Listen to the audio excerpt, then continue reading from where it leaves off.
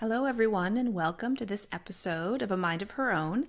My guest today is Dr. Jacqueline Riedel. She's a board certified family medicine physician who's been caring for patients for the past 15 years. After learning more about the hormonal changes of midlife and discovering just how few options women have to find the care they need, she decided to open Magnolia Midlife Women's Health.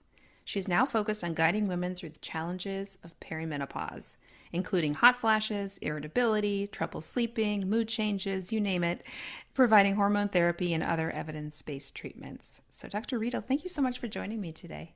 Thank you so much for having me. I'm really excited. I love this idea. I mean, here I am in my late 40s and I'm kind of entering or approaching this time in my life where this might come up, and have worked in spaces where I imagine, as you have, there just wasn't time to get into some of the details, some of the nuances of it, and have had seen providers where I was like, do I bring this up? It's not really a problem, or it's not a problem yet, or maybe I should just deal with it. So, can you tell us a little bit about what your experience was like hearing from women, talking to women in your prior role, which was Mhm. in sort of a busy clinic in a hospital setting, to creating this really cool new company? Yeah. Well, again, it's definitely been a journey and just a learning experience. I think for many years, I didn't know much about perimenopause or menopause, insofar as, what could precede your final period, or that year after your final period. We didn't learn much about it in medical school or residency, or so all I knew was like sometime in some mid 40s to late 40s there was something happening, something was shifting, and women were not handling it well. But that was kind of all I knew. And there were a few things, like in my own life and my family, that sort of got me more curious and starting to learn more about, what happens in the years leading up to menopause. And once once that can of worms was opened, it was like there's no putting it back, right? The cat was out of the bag. And so I started seeing all these women, I'm a midlife woman, and my patient population was largely female, just people want someone that knows what they're going through. And I started just seeing everyone's problems through this lens. And I was like, oh my God, oh my gosh, okay, we have to talk about this. And then trying to bring it up, and people were excited about it and they wanted to talk about it. And then it was like, all right, I gotta go because our time is up. And, Mm-hmm. being a patient, you don't want to wait for your doctor, but you want to have all the time with them that you need. And those two things, in a corporate medicine setting, they just don't go together. Yeah. I can't sit down and have the long conversation with you about what's going on in your life and what symptoms you're experiencing, and validating them and explaining to you why they're happening and what we can do about it.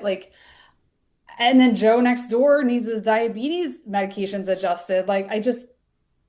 Yeah, I Yeah. got to a place where I was like, I'm not serving anybody well. I'm not serving myself well. I'm not serving my patients well. And so I started learning more about, kind of the direct care movement, and being able to just have long visits that are relaxed and just conversational. Has it's I mean, it was too tempting not to do it. And all the things that I thought it was going to be have come to fruition. I mean, it's just an I have a nice environment. My office people love it, and it's relaxing. We sit and we talk, and people ask their questions and they tell me their concerns, and I have the time to go over everything. And I don't feel rushed, and I don't think my patients feel that time constraint. So when you're talking about perimenopause and hormone changes and all these things, like, it's a lot. It's a lot. And there's a lot of misinformation. And so there's re-education happening during the visits. So Mm-hmm. Right. And as you bring up, and I experience very much that there is no training or very little in medical school or in, you think even in OBGYN residencies. I mean, in my psychiatry residency, I can't remember one lecture on this topic at all. And so how did you go about, like, if there are providers listening, and I know there are out there who are saying, gosh, this is really cool and I want to learn more, like, how did you start to learn about it? Like you said, there's a lot of misinformation. I think there are some Mhm. really good sites or some good people. What would you encourage people to do that want to learn more about it? Yeah, so I mean, I just started listening to some podcasts. Kelly Casperson is a urologist in the menopause space now, and she was sort of like my gateway drug into learning about all this. And then I ultimately took a course with Rachel Rubin, who's also a urologist, sex med specialist in DC. And she has, it's like a webinar series for physicians. So, and that was amazing. She talked about the science. She talked about, like, her big tagline is, "What are you afraid of?" So just learning to think about, okay, I have this fear that I've been told estrogen is dangerous. Well, here's the science. Here's the data. Looking at it that way, what are you afraid of? And it's still very personalized for every patient. We have to talk about your history, we have to talk about your other medications, but anytime something comes up that people are like, well, what about that, or what about that, or what about that? I have the knowledge, I gain the knowledge in that course to sort of say, all right, what about blood clots? If we use a transdermal preparation, that's not something we have to worry about, as one example. And so just doing that mental exercise like over and over and over and over sort of gets you to a place of being comfortable prescribing and, answering questions from not only patients but colleagues who have very little knowledge about this. So Rachel Rubin's course was great, and that's a physician only course. There is another course by Heather Hirsch. I haven't taken it. I've heard good things, but I haven't taken her course. So those are some good places to start. I mean, the Menopause Society exists, and it's good, I think, to become a member. You can get certified. They have a large textbook and they have all sorts of slide decks and things like that that are available if you join. Um, so that's another option as well. And again, they have a certification test if you wanted to get certified in menopause and have, those letters behind your name, you can do that. So, I feel like I'm going to take a minute here. I'm going to pull out my little soapbox and I'm going to stand up on it. And I'm going to just say that this trajectory around hormone therapy for women is so frustrating because leading up to the early 2000s, prior to the Women's Health Initiative, it was really being utilized and people were benefiting. My own mother was taking it, was benefiting. And then all of a sudden you have this study that we now recognize didn't tell us what we thought it told us and actually mhm. was far needed to be much more nuanced as far as how we were reading it. And then it just stopped, right? And I Yeah. remember calling my mother and being like, you've got to get off them, they're dangerous, right? Like we just all stopped. Yeah. And then kind of nothing for so long. And I think what that speaks to is also the sense that women are not heard when they're suffering, right? That they have spent their lives with PMS or PMDD or difficult, cramping or PCOS symptoms, which I know they've renamed, like, that we've spent our lives coping and adjusting and trying to manage these things. And then it's just like, well, you guys have to figure it out because you shouldn't have hormone therapy. So Right. I just wanted to put that part, I want to just clear the room because I think or clear the air. I think that's really a key piece here that's so frustrating is that now maybe the pendulum has swung in some circles so far that it's like this is the magic bullet, everyone should be on hormones, which obviously is not good either, but Right. it's just frustrating that so many women struggled for all those Yeah. years without Yes. care, Yes. right? Yes. I mean, you have an entire generation of women who that was not made available to them because of, again, misinterpreted data.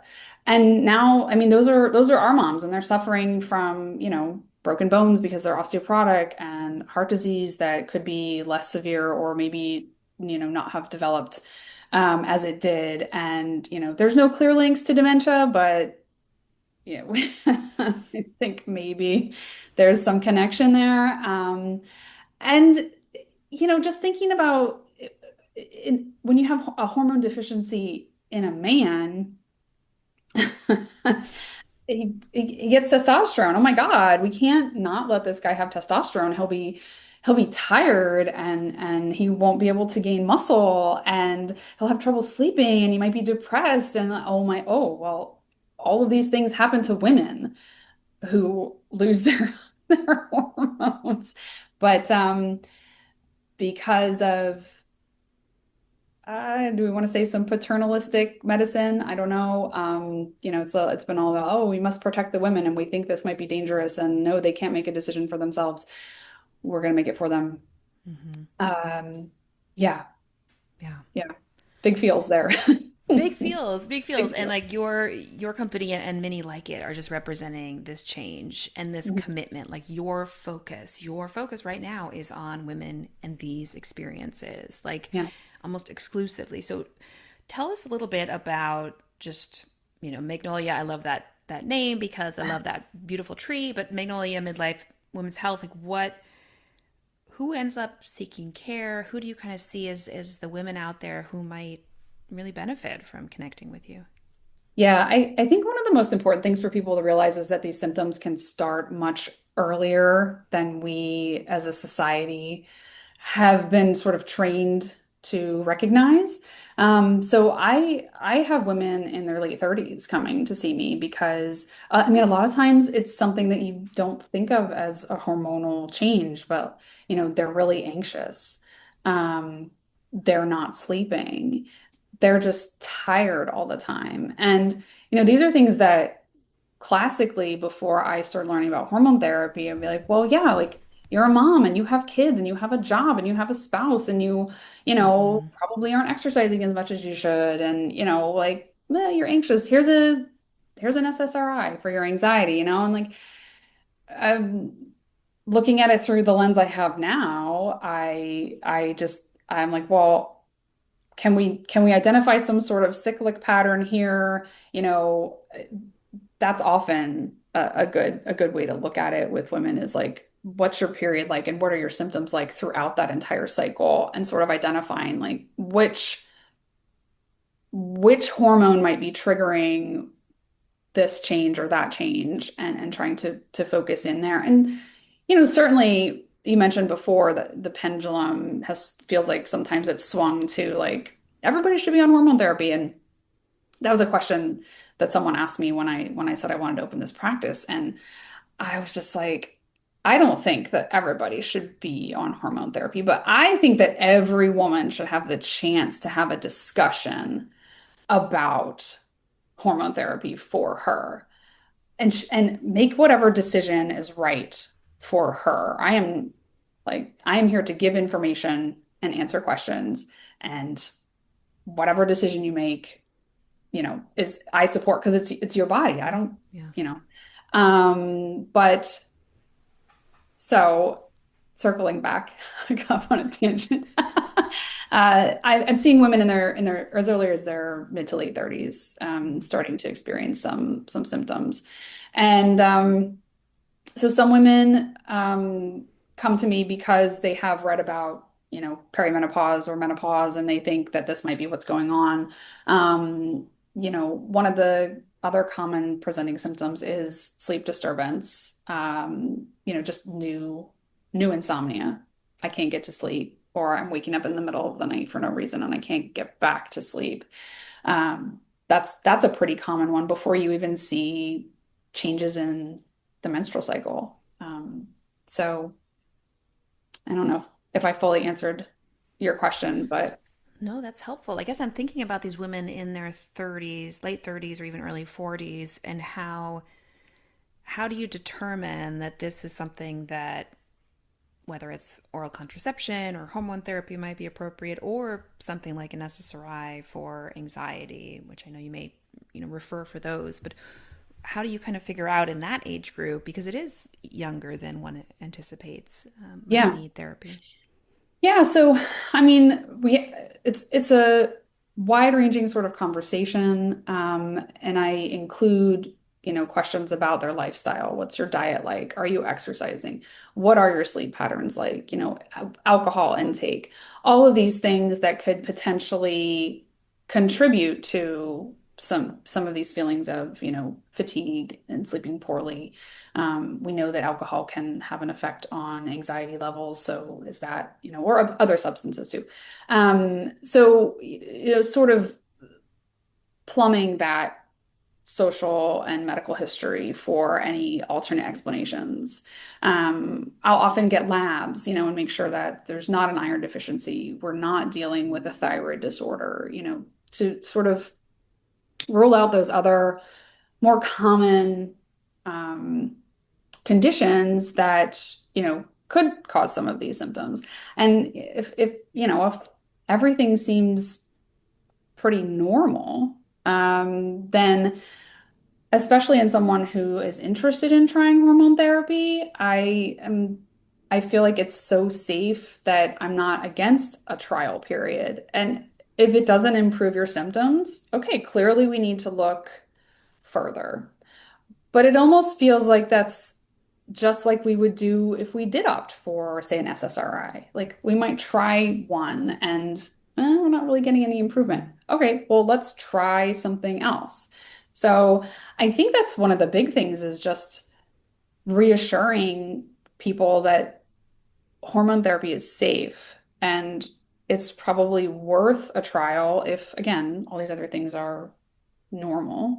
Um, it's probably worth a trial and seeing how you respond to having sort of a more stable baseline level of some of these hormones.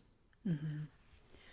So I know you do sort of an initial call with them and kind of talk about where they're at and get some information. And then on intake, like what are you kind of looking for as far as deciding? Are there different types of hormone therapies that you prescribe or recommendations? Do you feel like there's kind of like a standard that then you veer away if they have other contraindications or challenges? Like how do you kind of approach that algorithm for what to give a woman? Yeah. So I really try to get a feel for what the major or most impactful symptoms are for each individual. So, in someone who's coming to me with, it's really my sleep. I can't get to sleep. I'm waking up in the middle of the night and either my mind is racing or I'm just staring at the ceiling. Like I have no idea why I'm awake. I just am, and I can't go back to sleep for 2 hours. With sleep being a major complaint, I'll often start with progesterone because it helps with sleep onset and it can reduce anxiety. So it stimulates the production of the neurotransmitter GABA in the brain, which is sort of a calming neurotransmitter, sort of slows things down a bit. So that progesterone can really help with improving sleep onset and sleep maintenance. If I have someone who, is also having night sweats, progesterone may help with that. And so I might still try it first, but oftentimes we need to get some estrogen on board. And again, the idea is not to um, override the naturally occurring estrogen levels or anything like that.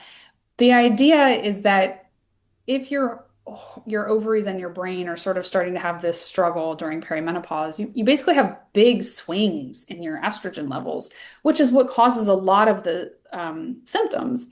So if we give you a little bit of estrogen just to keep your tank from ever going to empty, then we, reduce the swinginess, right? And so you have less symptoms that way. So for someone who's, progesterone's helping, but not completely, or again, we're having night sweats, we're having those vasomotor symptoms, night sweats, palpitations, the estrogen can help address that part of the spectrum. Um, so, you know, trying to again just figure out with my patient what are the worst things that you're dealing with, the top two or three. Let's work on those first, and then when we follow up, see how that's going. Do we need to adjust our dose? Do we need to change to a different product?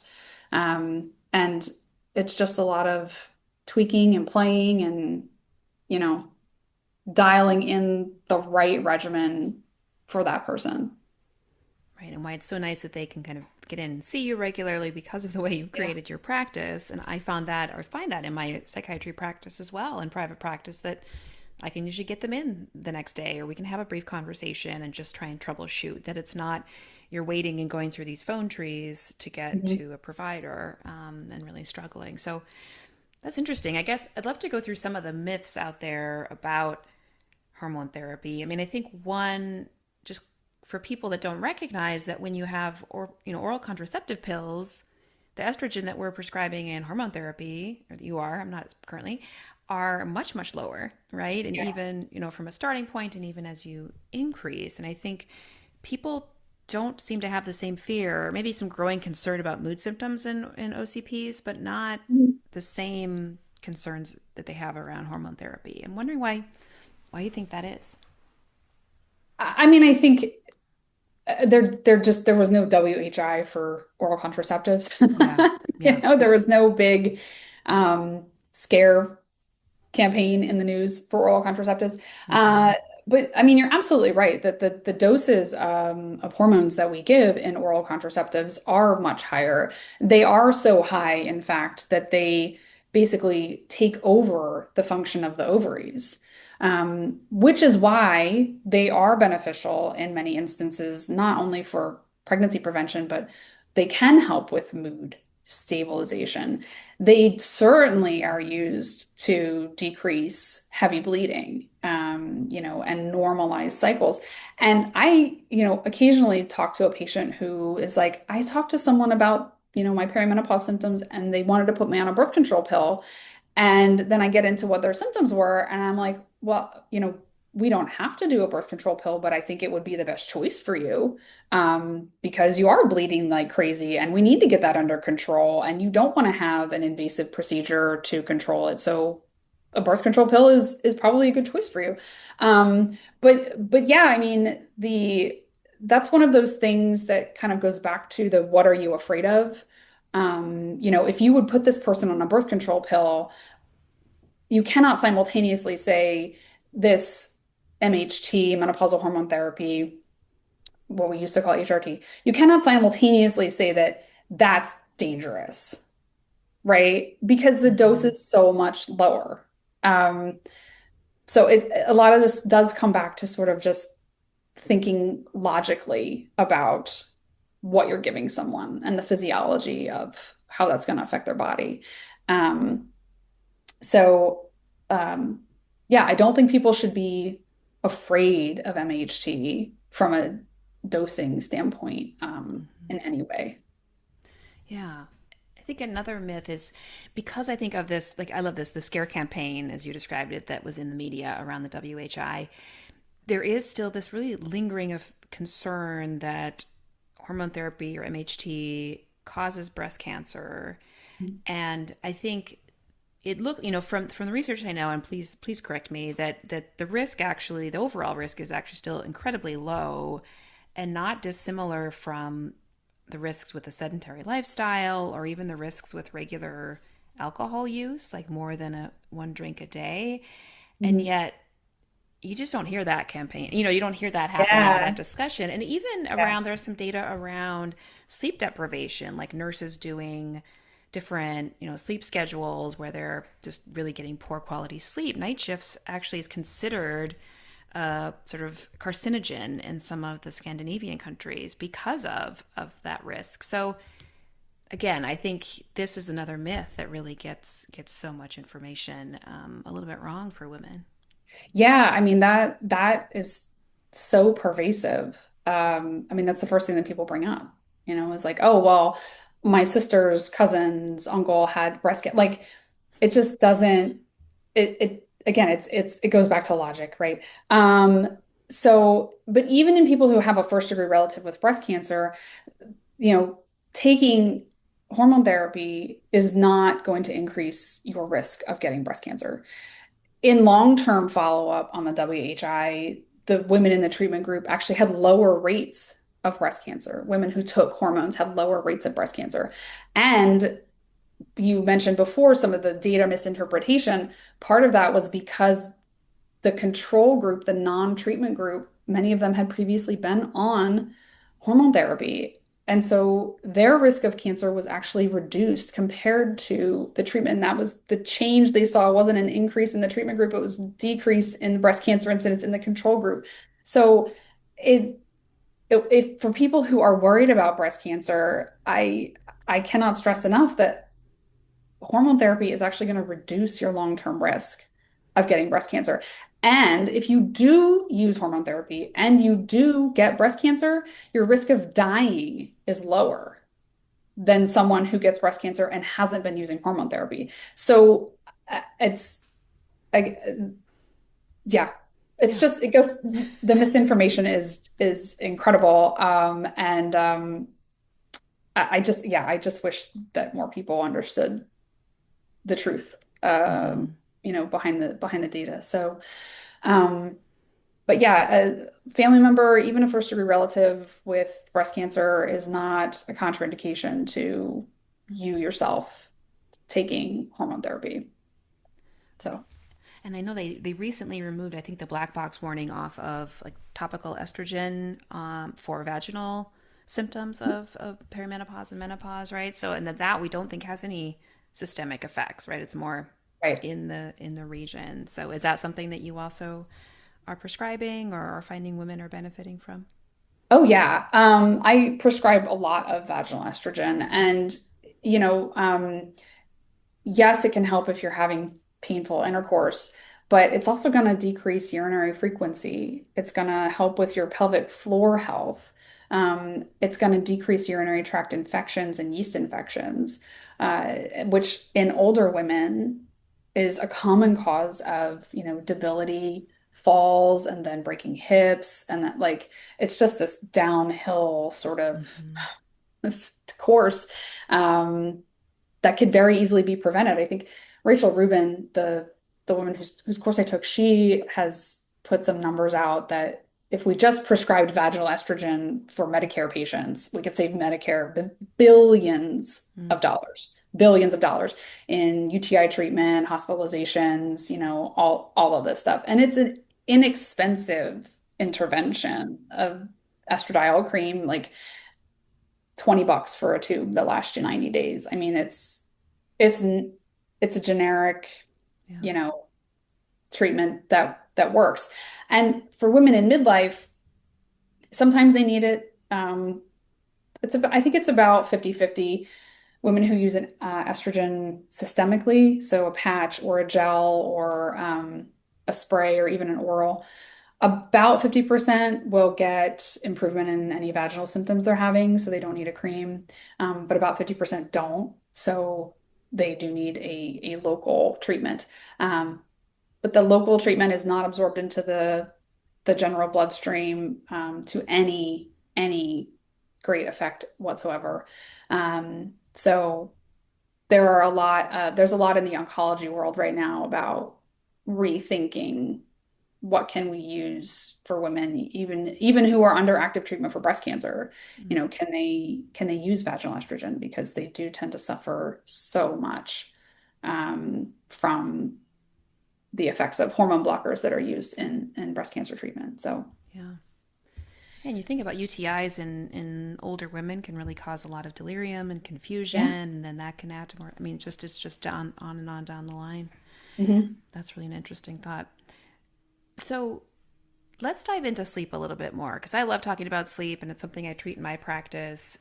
As far as the treatments you described, the progesterone and maybe a combination, and we haven't talked about non-hormonal treatments for perimenopausal symptoms, so I want to make sure we have space for that. But as far as Yeah. sleep, is your understanding or your experience with patients that it's hot flashes and night sweats getting better and then they sleep better, or does it feel like it's bigger than that? It's bigger than that. And again, it depends on, on the woman, on what kind of symptoms is she having. Because again, you have some women who just can't get to sleep, or they wake up for no reason, not because they're sweating, not because they're palpitating. They are just like bing, eyes awake. And, the sleep onset is generally considered to be better addressed with progesterone, because we're working through those GABA neurotransmitter mechanisms. We get the calming effect from progesterone. Um, so again, when I have sleep issues, I often will start there with a progesterone. Um, if certainly if you're a night sweaty person, the estrogen's going to probably give you more bang for your buck as far as improving sleep. They both have benefits, at least in my experience, on anxiety. So they can both help reduce anxiety, and that ruminating, laying there thinking about your to-do list. But what I generally tell patients is, progesterone, it's going to help you get to sleep better. If you do wake up in the middle of the night, it's going to make it easier for you to just kind of roll over and go back to sleep. And then estrogen, if you are having the night sweats, if you are having palpitations overnight, estrogen's going to, be the thing that really addresses those type of symptoms. Um, yeah, yeah. So, and there are some medications, that newer medications that work on like the candy neurons in the hypothalamus that help with decreasing hot flashes and night sweats. Because when you have a either deficiency in estrogen or fluctuations, wide fluctuations in estrogen, it basically decreases your thermal comfort zone. So your body can't adjust as well to changes in temperature, like your husband getting a little too close in bed or you having one too many blankets on, and so it's much easier for you to have this overheat sensation.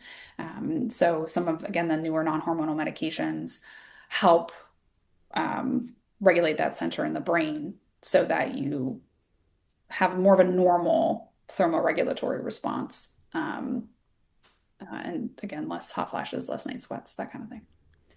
Right. So thinking you're just a little bit more sensitive to environmental changes in temperature, it makes a Mhm. lot of sense. Like I definitely Mhm. find that if I exercise and then take a shower right after and I'm supposed to rush off to something, last night it was a band concert, it takes me much longer to sort of cool down and I'm still sweating, trying to Yeah. put makeup on. So it does feel like it's there kind of all the time, a change, Mhm. that the joyful change of this time.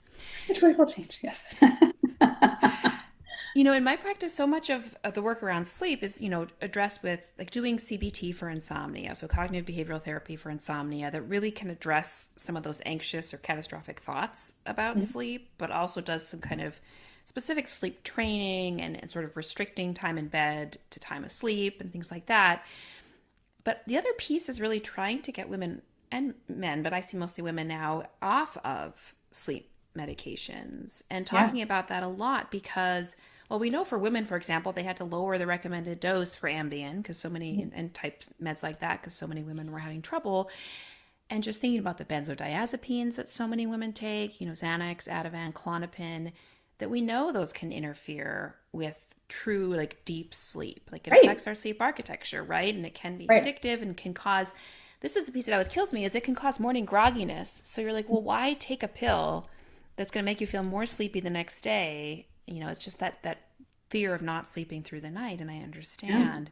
But I love hearing like the progesterone or the combination, and certainly CBT for insomnia if you can find a provider. I mean, this is why I've started doing it, because it's so hard to find Yeah. someone, though there are on their apps and online programs and things, much as they might be starting with perimenopause care. But is that something you're hearing from women? What do they come in trying when it comes to their Mm. insomnia? Yeah, I mean, I think there's a lot of people try a lot of supplements. So, and there's some data with like magnesium glycinate that will help, or can help with sleep. I've some people using ashwagandha to help, with sleep. And I'm not opposed to those types of interventions as long as you make sure that, you know where you're getting it, you know that the product you've purchased is a quality product and contains what it says it contains, because that's one of the downsides of a supplement, right? Is no one's really um, no one's ensuring that the thing that they say is in the bottle is what's actually in the bottle. But there are some companies that you can, look at like Labdoor and things like that that will they analyze different product brands and can sort of tell you, this purity level exists in this product. Um, so I would say those are two that I hear of commonly. Certainly people are using THC to help get to sleep. So, I always in my intake I ask about drug use and oh no, no, no. And then I'm like, how about the THC gummies? Are you doing oh well yeah. Like, all right, well okay. I mean, and I think you could probably speak to the effectiveness of that as from like a just a brain chemistry perspective better than I could. Some people swear by it, and other people, try it, it doesn't work, whatever. But uh, as far as as other non-medication things, I mean, certainly, unfortunately, some people have gotten into the habit of having a drink or two before bed. And again, we know that that is not going to improve your sleep at all. You're probably more likely to wake up. You're more likely to have hot flashes and night sweats. Your anxiety is probably going to spike. You're going to feel like crap the next morning. So, not a great solution either. But a lot of people sort of fall into Mm-hmm. that trap of having one or two or more drinks a night. Yeah. Yeah. So I don't know. What do you see people coming in trying or taking or Yeah. do you recommend? Do you think that any supplements are worthwhile?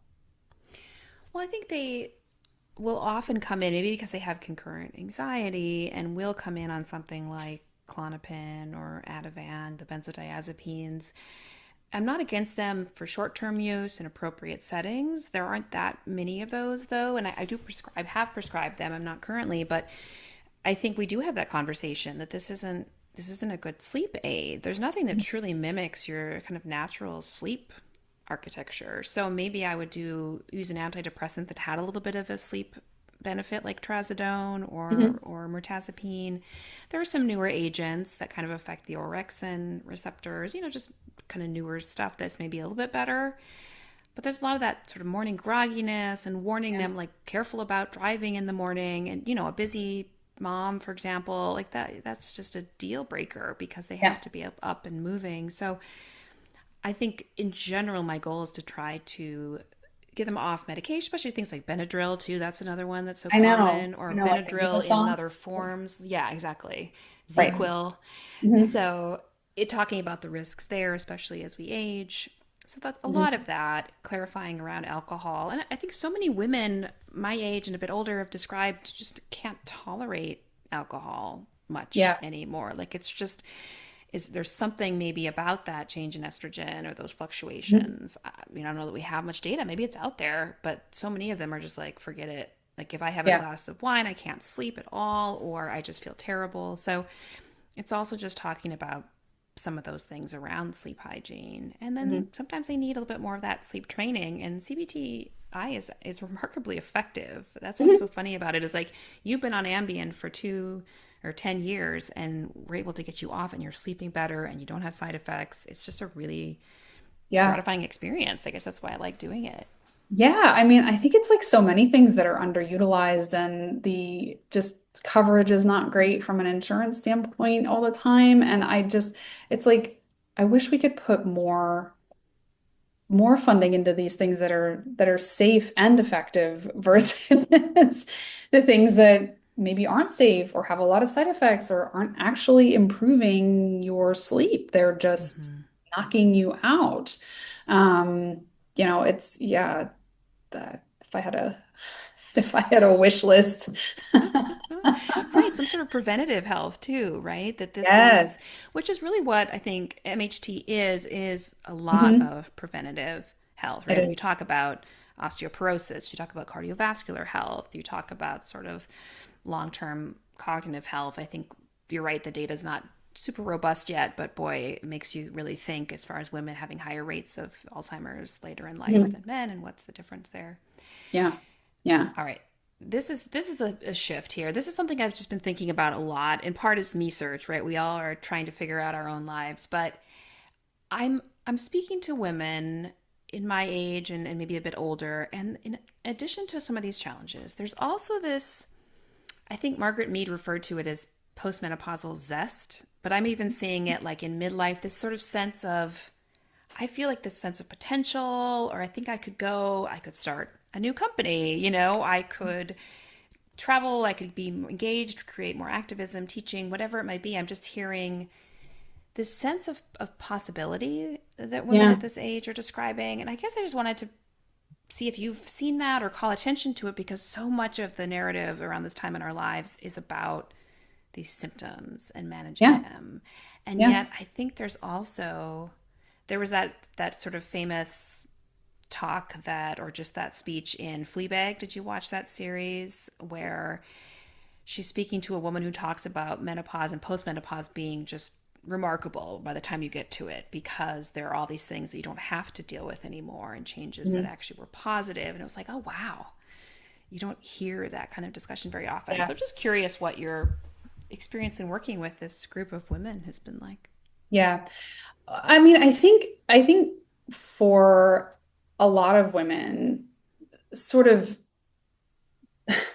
this is a time when, your kids are maybe not out of the house, but, kind of you don't have to be up in their business every second of every day, making sure that they don't like walk off a cliff, and yes, you still have to manage things, but I feel like it is a time where if you don't stop and listen to what's going on inside, then you just sort of continue down this path of like becoming more and more uncomfortable and miserable. And I think once you start acknowledging that you are important, then you start thinking about, well, okay, fine, important to me. What do I want? I mean, can I consider my needs? Is that okay? And I think some of us say yes, and some of us say no, not yet, or